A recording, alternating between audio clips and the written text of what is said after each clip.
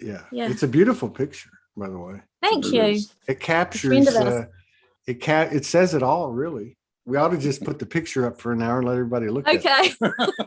So It's a few years back, but anyway, the vibe basically is the so same. you guys have been together for a while, right? Yeah. Okay. So obviously I You click live, but it's going to take probably about another minute and a half. Oh, good. I mean, it's on there now, but I've watched so many lives, but I've never done one. I was going to say, first of all, there's these people, typically women, not always, but you know, we know that they make up most of the community. But there's these people, these souls that have been there like forever, like you. Like yes. I know I usually know the pictures, the names, and certainly the energy, and but yeah, they all have the same characteristics. Like they're there. They're always there. They're like the container, you know. That's the awesome way to describe it. That's exactly what it is. It's just being there. Yeah. They're like the container. And I really, because I pay a lot of attention to the metrics, you know, not for linear purposes or anything, just to get energetic feel. So numbers don't really mean anything to me, but it's the comments and the messages I get. You know, and they just have gotten bigger and bigger and bigger from these container frequencies like yourself. And I'm like, you know, they're just like the epitome of the third energy created. You know, I don't know how to explain it, but anyway, so it was really nice to see that you were coming on. And then Morgan had said, what she has said before with many people, because many people come out here they kind of come out for the first time.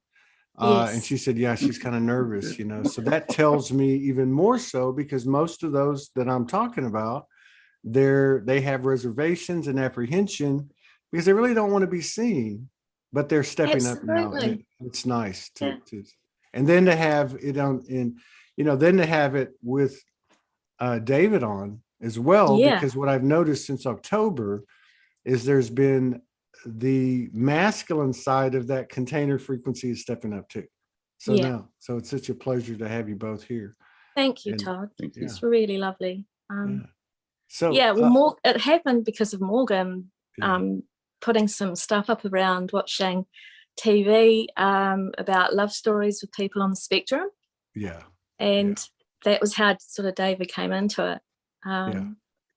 Well, you know, because, everything comes from her. She's the physical. She's the physical representative of the feminine or the mother goddess energy in the Soulogy. You know, but and so it's been interesting because we've had quite a few couples come on, and the interesting thing is too, even a couple of individuals that had come on who just were coming on for a regular show, they end up talking about in their story and, you know, exhibiting and you know, kind of amplify or transmitting the same frequency that these couples are. It's crazy. Yeah. So there's something going on. I guess the war of the sexes is over.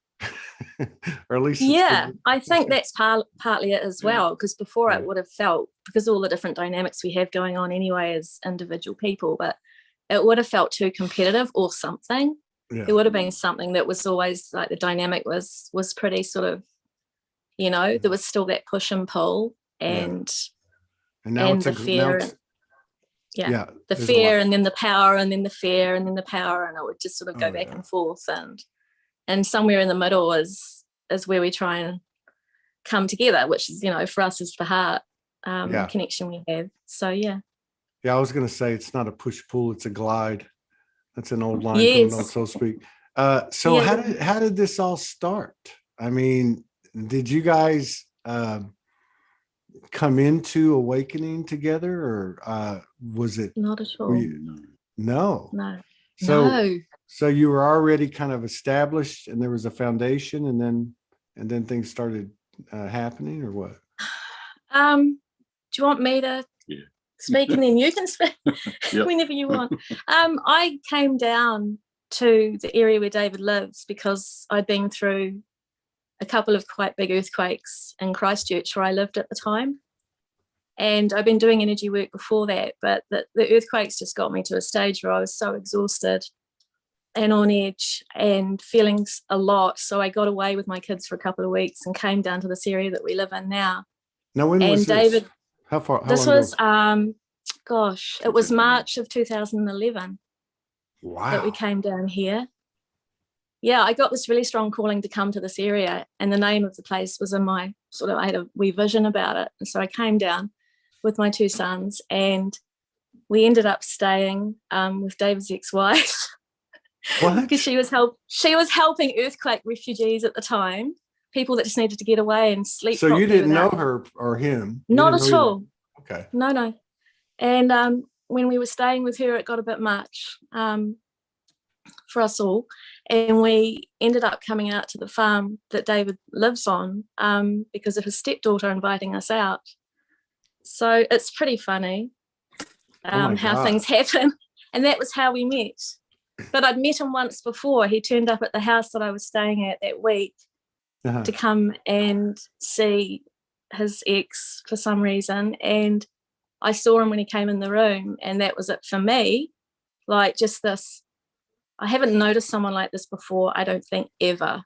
It was completely different energetic experience that I'd had.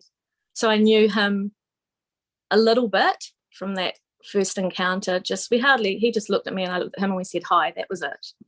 And then 3 days later, I'm out here staying at the farm with all these other people that had come down from Christchurch as well to stay with this very generous family that had a lot of space and were saying, yeah, friends can come. And he was a bit awkward about me coming with the 2 kids because he already had a house full. But he was like, yeah, okay, they can come. Just for the weekend, mind. And then a week later, we were still here. And everyone else had left. And it had happened by then. The magic had happened for sure. Really? God. Yes. Yeah. And it was a crazy ride for about a year and a half, wasn't it? Yeah. So like you noticed something when he came over to the ex's house, but David, like, when did you figure it out, David? I thought she looked pretty lovely, but she was way too young for me. That was my first reaction. Everybody's reaction. But then when she came out to stay, there was definitely some moments when we locked eyes, and then then she attacked me. I didn't attack. We had a lot of energy. She gave me a pick on the cheek. Yeah, we had a lot of energy conversations though leading up to that because we had a background, both of us, in doing energy work. Okay. So yeah, but which that would have been in itself in 2011 not rare, but I mean that would have, because so many people make these connections via the internet.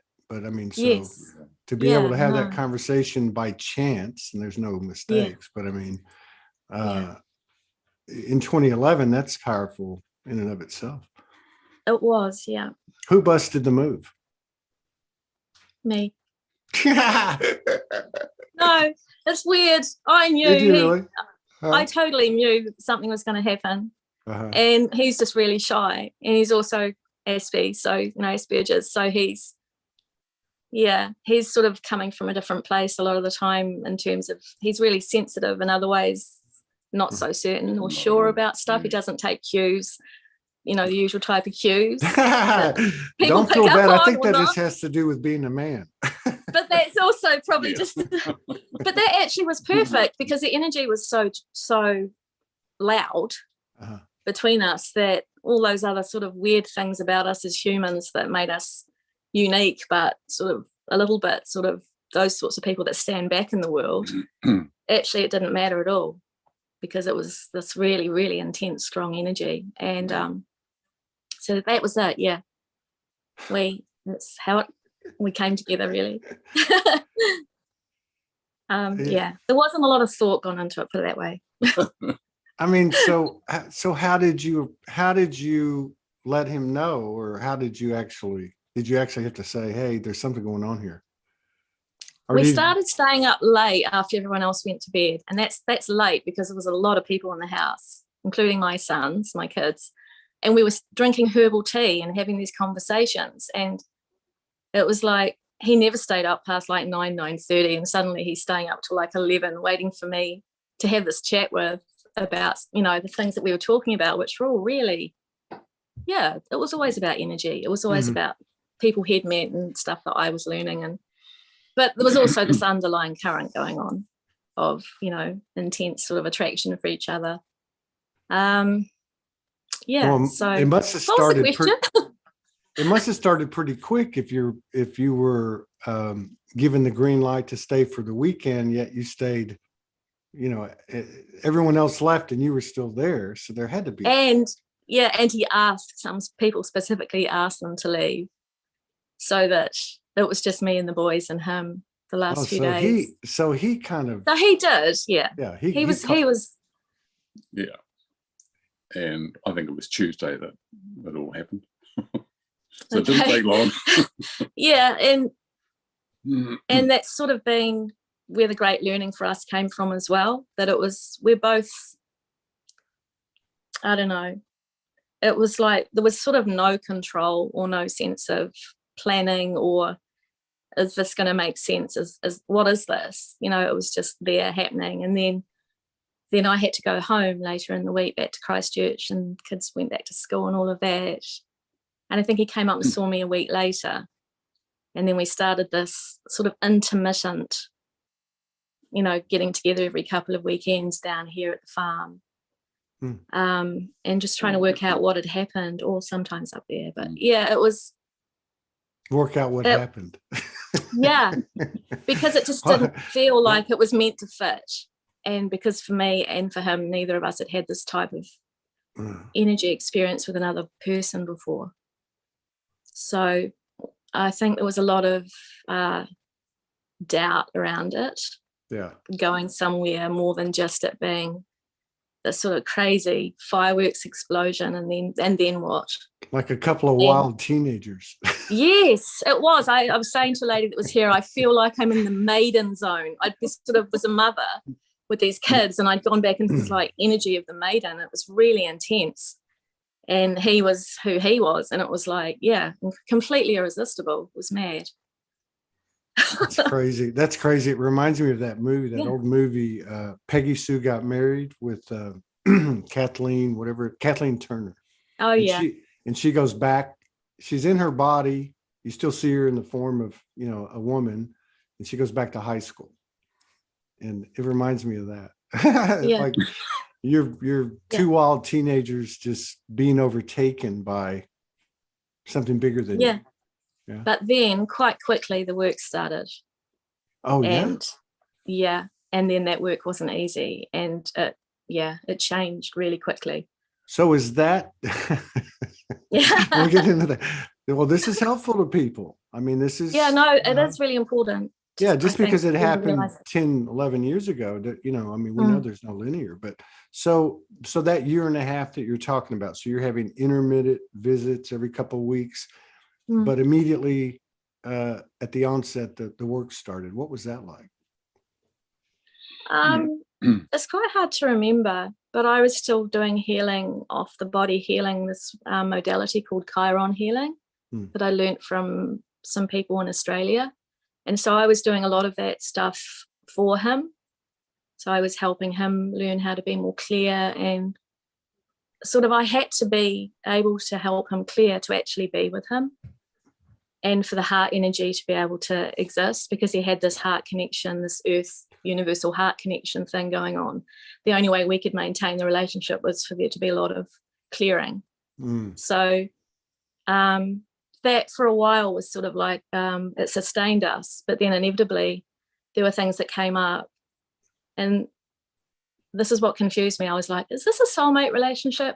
Is this what they call a twin flame relationship? I'm not sure, because after a while it seemed obvious that we were going to need to separate, because we weren't sort of on the same page, but at the same time we weren't meant to be at that time. Yeah. So we did separate after a year and a half, and it was super painful. How long were you apart? 9 months. Yeah. No contact or a little bit of contact, or? Nothing, because he was learning energy boundaries, or I was teaching him energy boundaries, which he didn't have a clue about, which was one of the problems, really. There was a huge amount of energy stuff that,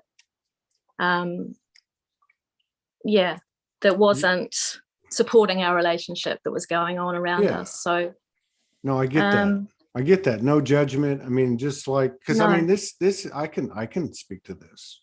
I mean, it's the same energetic pattern, and I can also speak to it from people that I've talked to and observed. But this is pretty much how the energies played out.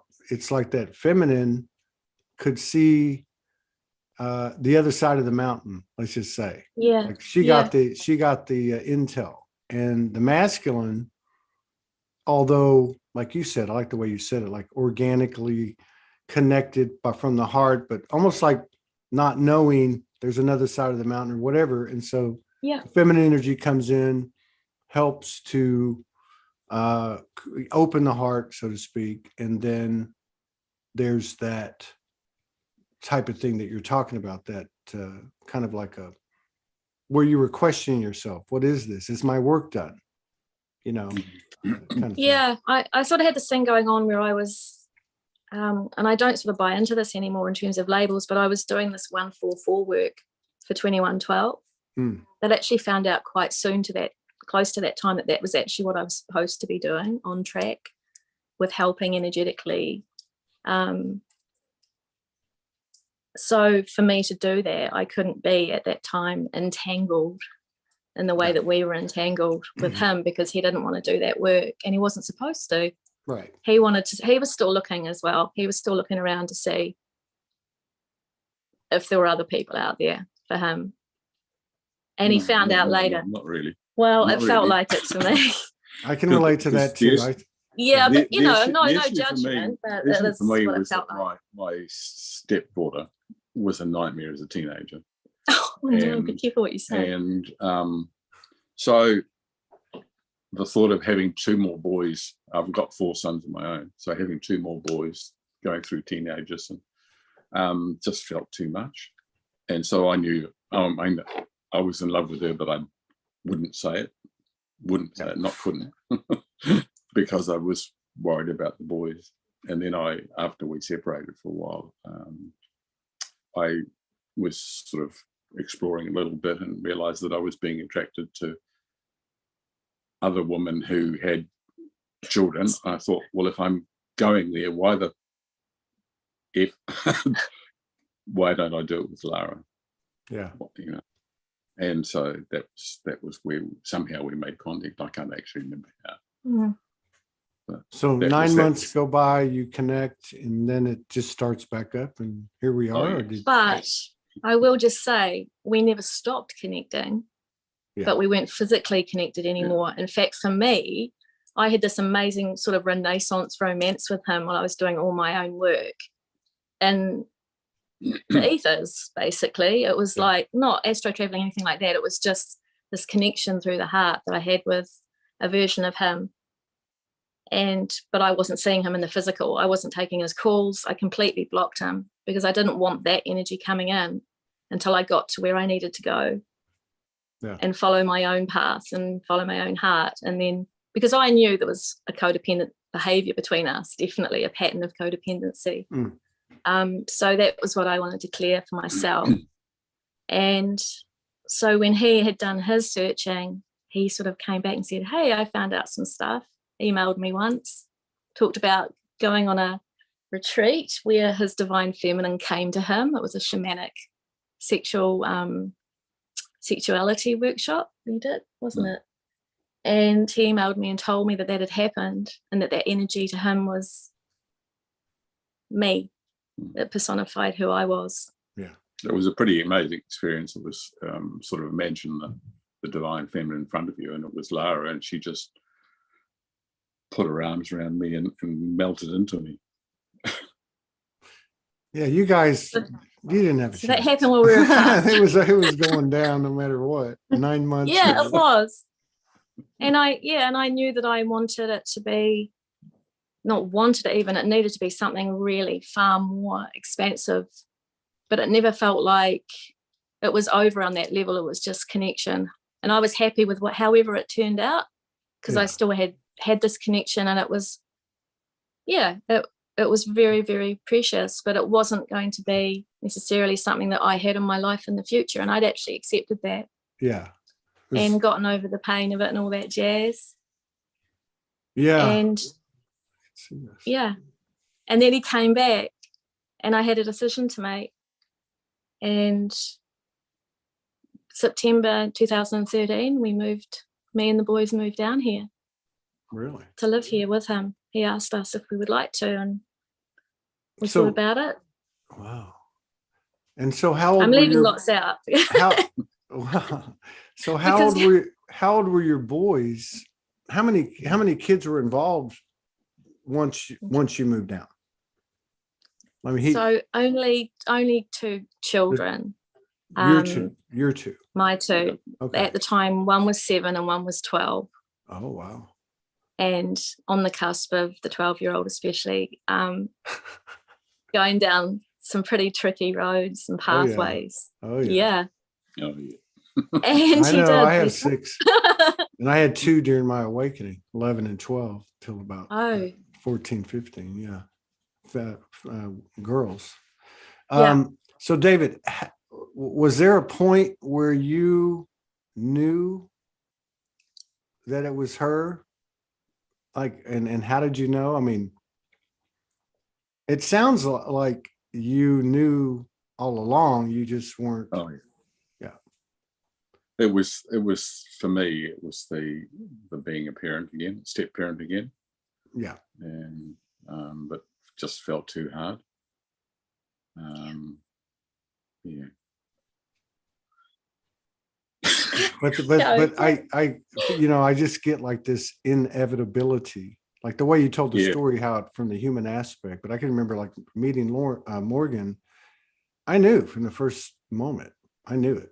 And then we talked on the phone a few hours after we connected online. And once I heard her voice, I just knew it. So, but your story is very similar, because now in retrospect, I realize not only was she seeing everything in the ethers to a much greater degree than I was, she'd been downloading it for years. I'm getting acclimated with it. And I don't know how the hell, as a homeless, living out of the suitcase, trying to do Soulogy, how's this ever going to happen? But every night I would go to bed, and it was just natural. And I would just say, I love you, Morgan Lee, and not, and like you were saying, not being attached to it, not giving it any thought, like, how can I, just putting the best efforts out. And then I remember later on, she was telling me, we were talking about it once we came together. I think the first time she came over, and she was saying, because I was asking her, like, how did that go down? Like, she told me one time, your higher self came and showed me everything that you can do and all this stuff, right? And she said, I said, I don't know what I said to her. Like, did you ever doubt, or, how was it for you? And she said, well, my higher self would come to me and tell me he loves you, and I'm like, I know. Because I was, on that frequency.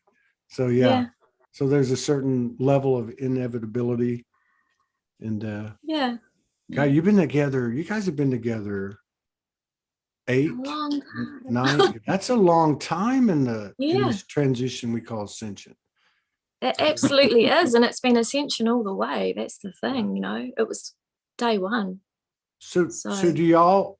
I mean, you were both doing similar work in 2011. You were talking about no. I mean, no. For me, it started. I think I'm not sure entirely how, but we got invited to somebody's place to meet this guy. She said, "Come and see this guy. He's got some big rocks you need to see." And he had an amazing collection of huge crystals. And I was just chatting to somebody, and I picked up this tiny little dark blue pyramid, and it just caught my eye out of a huge collection. And so he broke off after a couple of minutes. He broke off a conversation with somebody else and said, "You really like that, don't you?" And I said, "Yes, I do." So I said, hang on. He put it down on the floor. He said, come and stand over that. And yeah, feel this huge buzz in my root chakra. And then he just stood in front of me with a series of about 5 crystals. I think they were huge quartz rods and double-sided quartz ones that, you know, I couldn't fit in my hand. And he just waved those around in my aura, and I could shut my eyes and I could feel every movement of the crystals. Wow. And after about 5 minutes, I suppose, he reckoned that I had gone, you know, astronomically, you know, 1,000-fold improvement in my intelligence and my ability to learn and all sorts of stuff. And kind of that was it. And I didn't feel any different. And then again, I was chatting to somebody else, and I picked up one of the big rods, quartz rods like that, and I just happened to hold it there in front of my heart, and it just buzzed. And It buzzed for about 5 minutes and then just stopped. But I didn't feel any different. But I think if in retrospect, in hindsight, sorry, it kind of all started from there, being crystallized. Yeah. Now, in terms of like just navigating this whole past few years, I mean, even like in the last few weeks, in the last couple of years, like how do the two of you do that? Do you do it? Is there a lot of isolation and solitude? Do you do things together? Do you consciously take time away, or how do you do that? Do you want me to go? I have been, as you know, watching your shows. I've also been very tuned in with what Amanda Lawrence was sharing, and also started to really be interested in listening to Jason Estes. Mm-hmm. And as we've sort of unfolded our heart relationship and built this sort of amazing dynamic, I have to say, as a family now, with me, David, and my sons specifically, and my older son's girlfriend over the last 2-3 years. So that was happening sort of organically anyway, with all the ascension stuff coming through, because the kids are all heart as well. So it's just like this sort of really great situation at home when we can be together, and even when we're not, where we're still sort of telepathic to a certain degree, and energy is really easy and it flows really easily. But aside from that, I was really wanting to, I guess I would say, up my game in terms of what I was learning, and feeling tuned in to want to support as that sort of container, or, you know, as you were saying at the beginning, just as that presence. So I was starting to find out and sort of follow things that Jason was saying that for me was like, it just sparked me again. It got me really excited again about the journey and where it's going. And so I've sort of moved a bit away from, Dave and I don't really work together, but what I'll say is I'm still helping him, supporting him with his own journey and clearing and all the rest of it. And he's evolving in his own way at the pace that he wants to, but he's really into doing activation station stuff of Jason's, and a lot of things have been unlocked for him, especially since October, I think. He's sort of taken this next level, but he had to do it when he was ready. Right. And it was his own thing. The thing I get with us now is we're much more individual and unique partners, but we're not that couple that we were in the same way. And I do spend a lot of time alone. Yeah. I'm working on all this stuff, and also being a mum, and David's got his work, and we come together every day. Tends to come from you, because you make suggestions in a way.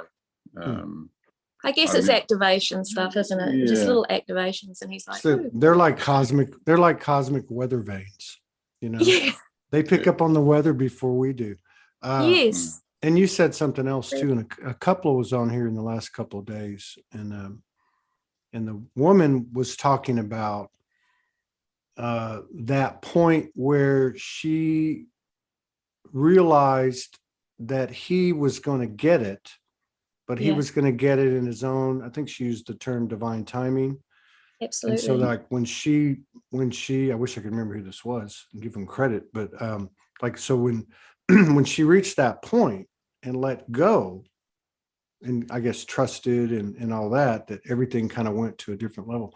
You also mentioned something about October, and by all accounts, October the 10th or thereabouts, mid-October, everything went like totally like, a nuclear quantum or something. Absolutely. Yeah. And the weird thing with us, and I think I've heard you speak of this before in Morgan, is like sometimes it's like I will have to make the choices I'm going to make next because of these energies and the way I'm feeling. And that might not mean that we'll even be together tomorrow because they're so strong and things are so intense. But there's that realizing at a deeper level, we keep going into being able to let each other go in the ways that we were a couple before and the way that we were a partnership and all those old stories. And so now we're in this, I think we're probably in the best place ever. Yeah. We're not where we're so much more honoring of ourselves, but we're also this couple, not couple, we're partners, we're life partners. But at the same time, it could, it could go off into the stratosphere any time. Yeah. It's like bigger than all those words. And it's wordless, but I mean, like, and then she said, because obviously we've been, that's been on board. It's always been on board, I guess. But, like for us, when we physically separated, when she went back to Australia, that was an indefinite thing. We were good with that. That was another level of letting go. And we noticed that every time we come back, we always come back and it always expands. You can't go into the letting go going, okay, I'm going to let go, but I'll see you in a minute. It can't, that's not letting go. No. But what she ended up saying as the year went on last year was, we're not letting go of each other. We're letting go of our old aspects, or the aspects we can't take with us, which is, I think, pretty accurate, really. I think that's and I say to David, when we come up against something, we work through it, and I can feel his energy expand. And it's always like, this isn't us leaving what we have and what we've built and created together, and as the family unit as well.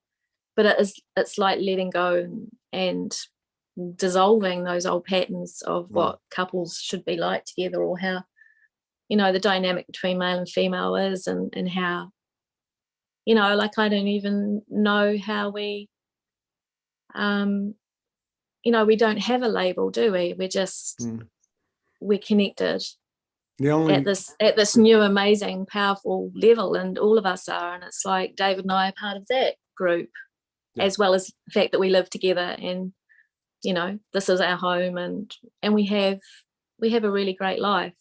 It's really simple. It's pretty low key. But there's huge work. There's huge work going on though, and it's when it's a joy as well. Even when it's really hard, it sucks. Use the word farm or whatever, and it sounds like you've got your own little like Melina Ferguson and her family. They've got that. I think it's 5 acres and with a labyrinth and like an altar outside. I mean, like, in other words, and they've got kids, so it's like their own little bubble. You're pretty you guys seem to be, are you pretty insulated from all the stuff going on out there? I mean, just the energy of it. I mean, like the mask and all that stuff. I think we made our own choices for sure. David's way more everyday normal life, goes out to work, has a business, has people coming onto the farm, there's cows, there's harvest, there's haymaking, all that's going on. Oh, it's a real farm. Oh yeah. Far out. You should tell Todd about this place. Anyway, it's so there's very much the real world coming into our lives, and we're going out into it. And I notice this with my sons as well. They take their litness into out there, and that's who they are, and that they're not sort of sitting above it all, sitting in the clouds going, no, I can't mess with them, or I can't go there, or it's like really real, real life stuff, and everyone's sort of intermingling into that world. But we're still not doing what everyone else is doing, if you know what I mean. We've made our own choices and we're just cruising along, but we're also not taking sides at all. Like, everyone's welcome. It's all good. Absolutely. Yeah. I'm just saying, like, it's like y'all have your own little universe over there. How How much land is it? I mean, how big is it? It's 105 hectares, so it's quite a big farm. Wow. But it's got 15 hectares of virgin native forest on it. Really? The only piece on the Canterbury Plains, and it's, you know, the biggest trees are totaras, which are over 1,000 years old. God, it's a holy portal. Yeah, so, and there's a river. Oh, there's a river. Yeah. My father took over the place when I was about 9, and then I went away to university and did the science thing for about 20 years, then came back. But it's an organic farm. Yeah. As well. I started farming organically over 30 years ago, and we had an international organic conference came to visit as part of a pre-conference tour, and we looked over the farm, and we're about to go walk through the bush just to have a look, and somebody asked the question, is having the bush on the farm change the way you farm? And I said, absolutely. I couldn't possibly farm anything but organically with the bush here. Where the hell did that come from? Because I've never had that thought before. Wow. But it is pretty amazing energy. There's no question about that. Yeah, that's it's just literally right outside. What's that? It's literally just right outside. The bush is right behind the house. Is that like bush with like, I mean, I don't know. Rainforest. I mean, yeah, I mean, I'm like a city, you know. I mean, I love nature and everything, but like, I mean, you have wild animals. I mean, like you've got a river. I mean, I'm just how dumb I am. So like crocodiles, you have crocodiles. It's New Zealand as well. So it's always different in every country what wild animals we have and what we don't. All our wild animals introduced New Zealand was just had birds before. Yeah. Humans came along. There's a lot of wild, beautiful, native birds here. Yeah. Lots of bird song. And we have possums that were introduced from Australia for their fur, and they just exploded into the environment, and so we have to control those, and it makes a huge impact because they eat the eggs off of the birds. And so when I first got a Jack Russell Terrier and started trying to do something with possums, we've got a huge native pigeon, you know, it's about that big, easy to count, and we went from about a population around 10 or 12 to about 40. And they're big, heavy birds, and when they take off, they're like an aeroplane. And first time I actually counted them was 40 of them, and it was just wow. So yeah, that's our Jack Russell was very much part of our life, and the whole thing. I mean, it's a place like full of souls. All those animals, birds. I mean, the dog. I mean, the kids. I mean, everything. Everything. We had the goat too until recently. Bless her. We had a lovely wee goat, but she passed. But yeah. So, I mean, you know, this question we've been asking, and so much of the connection comes through. Like when I ask it. So like David, what is it that you most admire or love about her? Like what is it that's really striking about Lara? Her laugh. and the energy. So her skin to me feels absolutely amazing. She just sparks almost. So yeah, and she has cute little feet, so we do what we call yeah. I'm totally into Morgan's toenails. I don't know what it is. What about you, Lara? I just love that we can feel the way we do. We can feel each other's hearts the way we do, and all the conversations we can have, and we sure as hell come up against some really big brick walls, but we just sort of bash them down. And he might oppose my thoughts and my feelings and my ideas, but it's like then that's fine. I'm like, that's fine. And I've always been a bit of a runner. I've always liked to run from anything when it got too crazy and too like, I don't want to do this anymore, I'm bored. So I've always been keen to run.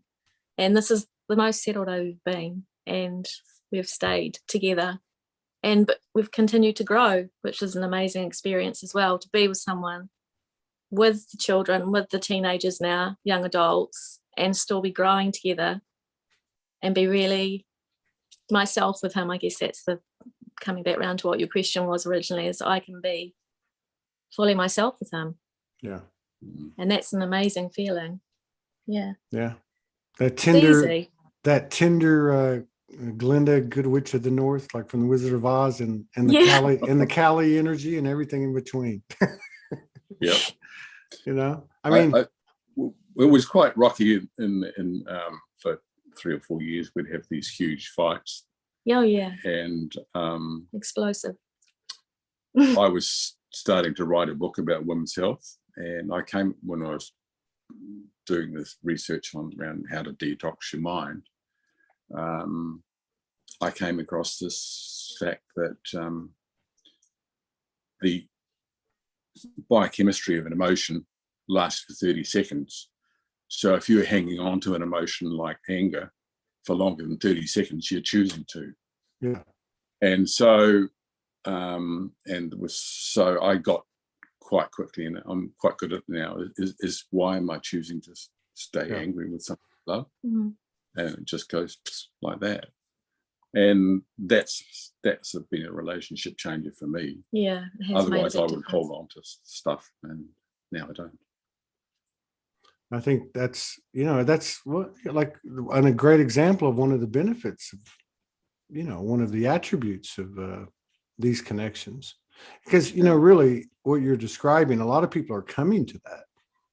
But I feel like it's because people are, like everything, somebody starts to do something, it's in the ethers, people start to pick up the frequency. Yeah. Yeah. But it's like, because I know I've had that same thought. And I'm like, well, I'm not going to change anything. Like nothing's going to change. It will only get distorted if I hang on to it. Right. Yeah. Have you guys noticed the effects of your connection, like in the real world? Like, do the kids see it as something like, hey, this is actually something here?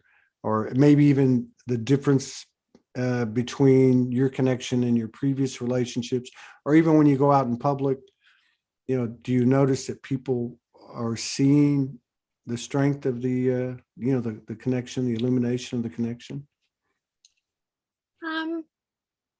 I think so. I mean, when we used to go out, we went out a lot more than we have over the last couple of years, for sure. We've spent so much more time here on the farm.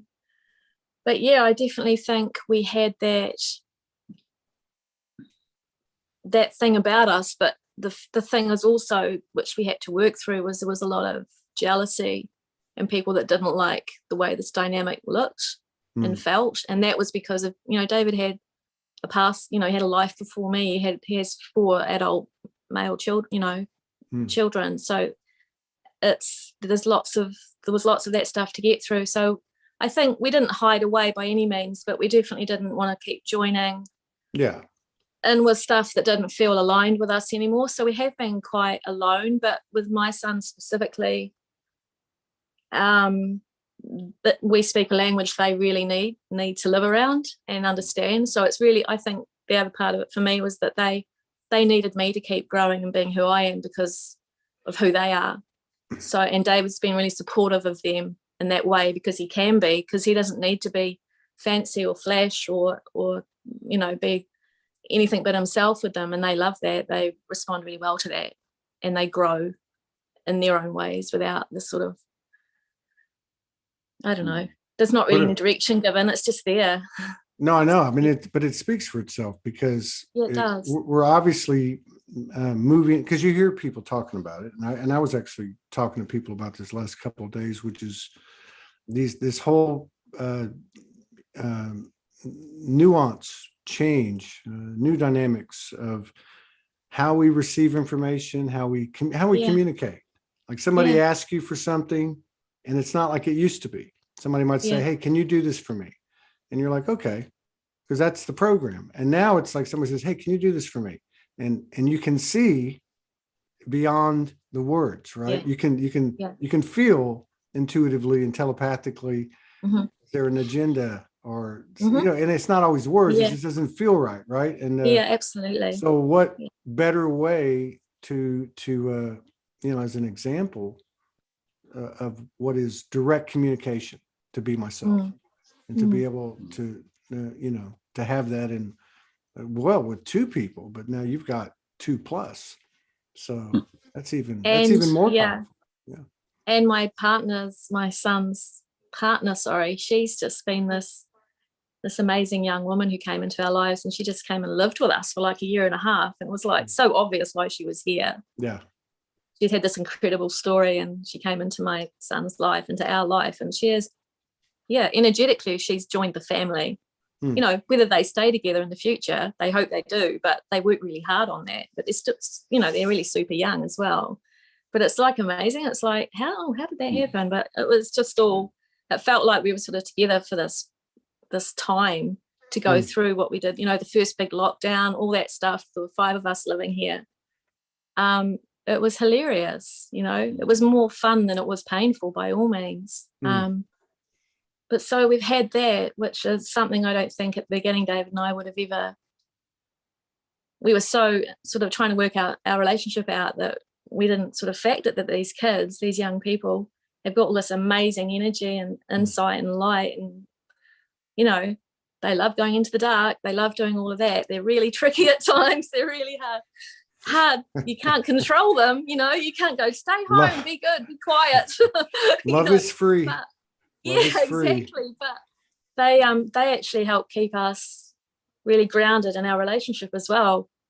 They've actually really helped us actually in some ways stay together when there's been times when we just felt so far apart from one another. Well, I love what you said. I love what you said earlier about we've got these kids and they go out into the world and they're lit. And I was just thinking, so it's like, it's weird. I always look at the paradox of everything. So they're living in this environment that's unlimited, it's limitless. So like what you're describing with these 2 kids, with his girlfriend, like it's just like a freed up energy that's, on one hand bouncing off the walls, but energetically, it makes a lot of sense. And then, so they're actually taking that limitless frequency out into, the town or the world or whatever, which is obviously very limited. It's interesting. Yes. Yeah, and they are. The older 2 are definitely doing the work already. Have you noticed since October, you mentioned something, David, in regard to some level of revelation or alteration that came in October? Have you noted has there been a change to the connection, to the relationship since this very pronounced wave or a series of waves since October? Sensitivity, isn't it? Sensitivity. I guess sensitivity. The other thing that's changed fairly recently is I had no idea I had Asperger's until about 20 years ago, I guess. And somebody suggested I was, and I sort of looked it up on the internet, didn't relate to any of it much. And then, so it just means that my mind works differently from everyone else, and I find really difficult to have relationships, I guess, especially friends. I don't really have friends. Don't know how that works. Not in the old traditional way, anyway. But then Lara was getting frustrated with my aspiness, and she came across this guy called Paul, who does a YouTube channel called Asperger's from the Inside, and suggested I have a look at that. And he's an Aspie himself. He's an engineer, and I just listened to the first one of that, and I cried.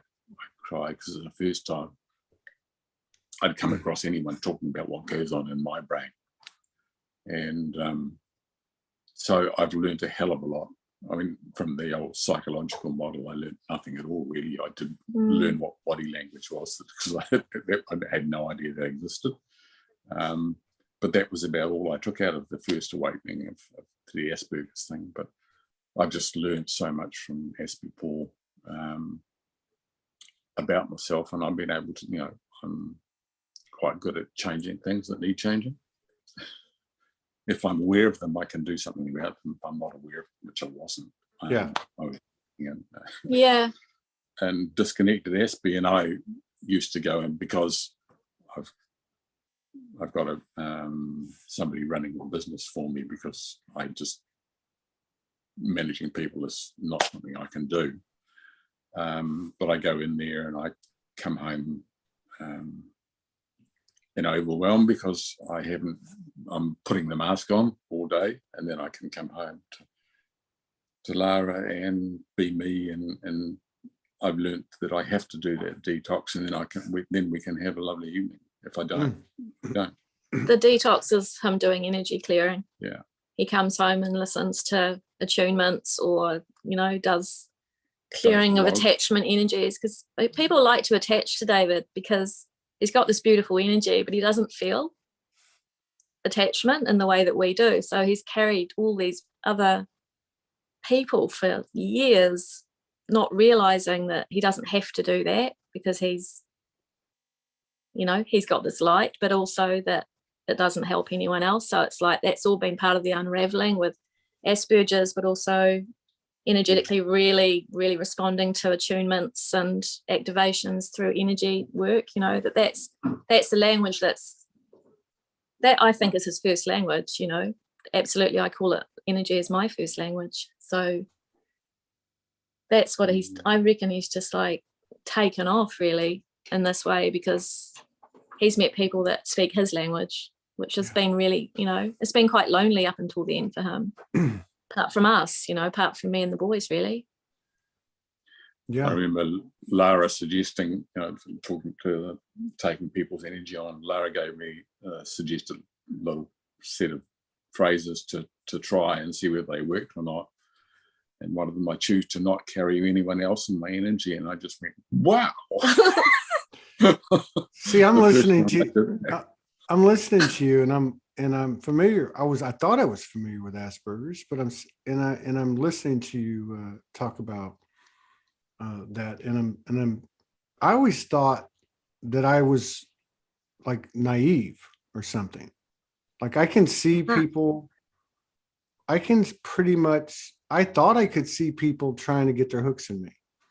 Yeah. But now, over the last few years, and a lot of this Morgan's pointed out, I just didn't realize it. And listening to you now, I'm kind of, I can relate to that a little bit. I don't know if I have that, but I'm just saying, I guess so. You really, your connection, your communication and your energetic connection must have really ramped up since this has happened. Like must have gotten a lot clearer and more fluid. Yeah. It was, I'll tell you, my experience of it as well is that as this new energy is here, and as we're sort of shifting into this different way of experiencing the world and our own bodies, there's a big part of it as well, is how much we're feeling in our bodies. And so he was starting to feel energy attachment way more, and making him, limping. His body's crooked because he's carrying these people that he can no longer carry because it's getting too heavy. And that's interesting, that we can't really move forward in these energies now with that type of stuff going on, because you can't be honoring your own body and your own life if that's happening, really, because it's painful. So that's been, I think that's turned up amplified for him. So he's really feeling stuff now that he would never have felt even maybe 6 months ago, right? Even a month ago. Probably. Like he's out there doing his his different logs and clearing people, and goes up and takes himself off to do stuff all the time. We don't even have a conversation about it anymore. He's just doing his thing. He goes, oh, so-and-so's just landed on me, I'm off upstairs. Because I don't have, it's like before I'd say, do you feeling okay? You're sounding a bit, like you're not clear, or you're not in your own energy or whatever. And now it's like Yeah. I know. I just said that's why I love this show. I learned something it's like doing a session because I can see myself now, even like in the last 2-3 days, I got the physical, whatever was going through me. And I didn't project on Morgan. I just called her and said, hey, did you know this? This person, this, and this person, that. And it's very similar. I can see maybe I need to take a note from David and just, go to work. I probably do, but I mean, it's amazing that you're doing shows every day and, that you're expanding yourself. So I think when you're doing that in the way that you do it, with that connection with Morgan as well, that you can actually, you can hold yourself quite strongly in that place. It's just when you get a bit depleted or shut down, I think that's when it's hard to sometimes keep stuff off you a wee bit, Well, and listening to, I was gonna say, listening to David's story, I wonder if this is like symptomatic of this masculine energy that's starting to show itself. Because, one of the things that was always, a big conundrum for me was, and I guess for everybody, especially when you're talking about, the opposite gender, why can't they see that? Which I know it's being said about me as well. I'm not saying this about Morgan. I'm just saying about the general relationship, but did you do reach this point? There has been this greater empathic ability that's coming online. I think all around. You can kind of put yourself in someone else's shoes, because I would have never thought that someone doesn't think, and if someone's not seeing what I'm seeing, then what are they seeing in me that I'm not seeing, right? So that's to me, that's the real brilliance of what he's talking about. Yeah, and I think you find out who you can have a conversation like that with, and that will go, I'm okay about realizing I might have something new to learn, or something to do, and then there's people who say, no, forget it, I don't want to hear what you've got to say, or that's not right for me, and that's all fine. But you realize who you can move and flow with, and who you can't, really clearly now. I just wrote a piece a couple of nights ago, and it's one of those things where like he was talking about, where it just comes out of your mouth and you don't even know, did I write that? And it was about that. It was about the value of Morgan and anyone or anything energetically that's going to tell me, that's not going to tell me what I want to hear. It's going to tell me the truth at the risk, at the apparent risk of going our separate ways. Like, it's more important to convey that truth. That's an act of love. That's a true act of love and of self-love and of service to the other. And, and it is service, isn't it? Because if you can share that with another, then that's the most amazing feeling that you'll ever have. Yeah. So we do that to each other regularly, don't we? What's that? I'll pick up on something and challenge you, and then But I get to a new place. Yeah, we do get to a new place though, and that's more and more easy now. Okay, it wasn't necessarily like that. There was a spell there. It was just like, God, more. There's always more. But now it's actually like, it just feels like this is actually how we breathe almost. Yeah.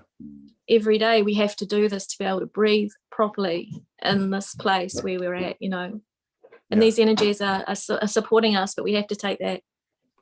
We have to take that dive into the unknown to feel that. Well, it's a critical, tool to creating space for the energy that's coming in. Like, I mean, what would you do? Because and there are people doing it alone. I guess ultimately we all do it alone, but to be able to get that feedback. And you're right, it has gotten easier and easier. And to me, it's become more and more unspoken and more telepathic. Yeah. That's interesting. That's been happening. Yeah. Yeah. Excuse me. Well, let me ask you one last thing before we get out of here. So I know that it's kind of hard to make plans now, given the whole state of the rapidly changing world. But where do you guys see yourself going in the next short term, year, 2 years, 3 years? Do you have any plans? Or are you just going to continue to expand your universe there on the farm outward? I'm just turned 75, and I enjoy what I do, but I've realized that I need to actually spend more time, I guess, around Lara. And so I'm trying to work my way out of the business a bit so we can just do things together. Really want to travel. We really want to travel. Really want to travel. But we're not vaccinated, so we can't do anything. Well, it sounds like that wild teenager energy is resurfacing again. Oh, yeah. Yeah. And by the way, you look fantastic. I just turned 60, and I thought you were my age. Like, I don't know what he's talking about. And then 75, I mean, and it's relative, right? I mean, yeah. And the beautiful thing is, it's all him. Like, when I first met him, he, he's absolutely beautiful human, but there was a lot of other people in there that were sort of feeding into him, and he was feeding into them. And that was, he could do that back then, but this is his work. This is how he is around, with nature and living around the animals and all of that. That's a big part of it, I think, for him. That's probably why he looks so good. Yeah, it's definitely a lot less stressful, and you're getting fed a lot of this beautiful, I think we're both looking to find ways of sharing the energy of the farm with other people. Yeah, we want to open it up when it's right for people to come here and share it with more people doing this, really, or being whoever they are. I don't even know how that looks right now. Yeah. But okay, that's cool. So when I get my spaceship completed, I'm gonna pick her up, and I'll pick her up in Australia and swing by. We'll land on your that's property. the feeling. Yeah, that's the feeling. It's not felt right for many reasons up until really now to say that. Yeah. Because it's a space that's attracted a lot of people and a lot of interest over the years. And it's all been beautiful for the time, but it wasn't about this then. It was about lots of other stuff. So Well, there's a lot of people saying the same thing in their own way with their own physical surroundings, or energetically. Like, people know that we're coming together, that we're all coming together. And I think that's the really I want to come together with people now too. Yeah. I mean, it's another inevitability. I mean, we can't all be hermits now and recluses. No. We can't be recluses anymore. Right. Yeah. And I sort of felt like, with the kids as well, like they're really growing up really fast, and they're young men now, really. So it's like, that's a whole other story. That's a whole other story. These young people, they're they're not coming in with traditional methods of transmission. They're just a walking tuning fork, basically, Yeah. So I think their energy's just going to make it is part of what's going to make it, more and more, seamless, less fluctuation as time goes on. I mean, it's going to be a hell of a coronation and after party. That's all I can say. I reckon it's going to be. It's a pleasure meeting you. I'd love to get together with you again, and I wish you the very best. Thank you, Todd. In 2022, and thank you so much for opening up and telling us these intricate details. And there's so much code in it, and I know people will. There's so much more. Thank you, Morgan, as well, for getting us together. It's been lovely. Yeah. You guys take care. Thank you so much.